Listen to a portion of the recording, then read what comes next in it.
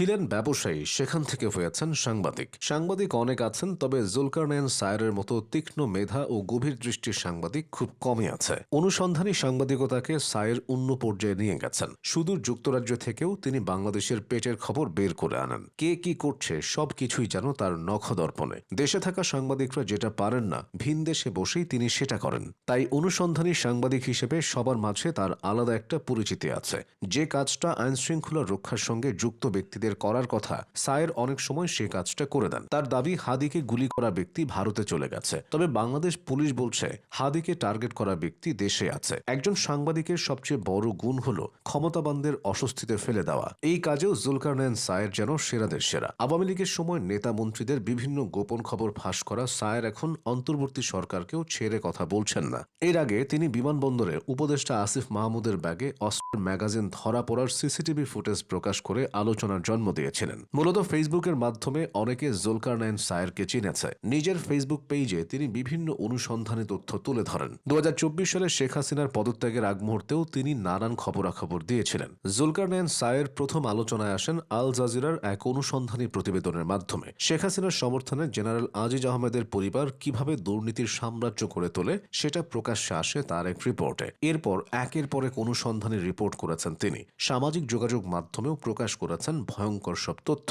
প্রকাশ করেছেন বহু গোপন নথি, যা আওয়ামী লীগ সরকারকে বেশ বিপাকে ফেলেছিল। ফলে তার উপর দিয়ে বহু ঝড় ঝঞ্ঝা বয়ে গেছে। আওয়ামী লীগের সময়ে সায়েরকে দেশবিরোধী অপপ্রচার চালানোর অভিযোগে অভিযুক্ত করা হয় এবং ডিজিটাল নিরাপত্তা আইনের আওতায় আসামি করে রমনা থানায় মামলা করা হয়। এছাড়া বাংলাদেশ পরিস্থিতি নিয়ে আল জাজিরায় সংবাদ প্রকাশের পর তার বিরুদ্ধে প্রথমে গ্রেফতারি পরোয়ানা জারি এবং পরবর্তীতে তার সম্পত্তি ক্রোকের নির্দেশ দেওয়া হয়। অবশ্য 2021 সালে সায়েরকে ডিজিটাল নিরাপত্তা আইনের ওই মামলা থেকে অব্যাহতি দেওয়া হয়। জুলকারনাইন সায়েরের পুরো নাম জুলকারনাইন সায়ের খান সামি। তিনি দীর্ঘদিন ধরে যুক্তরাজ্যে বসবাস করছেন। তিনি লন্ডন ভিত্তিক অনুসন্ধানী ও ইন্টারনেট ভিত্তিক সংবাদ মাধ্যম বাংলা আউটলুকের প্রধান সম্পাদক। একজন মানবাধিকার কর্মী হিসেবেও তার পরিচিতি রয়েছে। কর্মজীবনে বহুবার তিনি সাহসিকতার পরিচয় দিয়েছেন। অনুসন্ধানী সাংবাদিকতার জন্য তিনি ও তার তদন্ত দল 2022 সালে বেস্ট হিউম্যান রাইটস জার্নালিজম বিভাগে অ্যামনেস্টি মিডিয়া পুরস্কার অর্জন করে। তার ফেসবুক পেজে 10 লাখের অধিক ফলোয়ার রয়েছে। প্রবাসী থেকেও 2024 সালের জুলাই আগস্ট আন্দোলনে যে কজন মানুষ খুবই ইতিবাচক প্রভাব রেখেছিলেন, তিনি তাদের মধ্যে অন্যতম। বিশেষ করে গণ অভ্যুত্থানের সময় সামাজিক যোগাযোগ মাধ্যমে নিরাপত্তা বাহিনী সংক্রান্ত গোপনীয় তথ্য ও নথি প্রকাশ করে তিনি আলোড়ন সৃষ্টি করেন। এছাড়াও তিনি 2009 সালের 25 ও 26 ফেব্রুয়ারি ঢাকার পিলখানায় তৎকালীন বিডিআর বিদ্রোহ নিয়ে একাধিক গোপন তথ্য প্রকাশ করেন।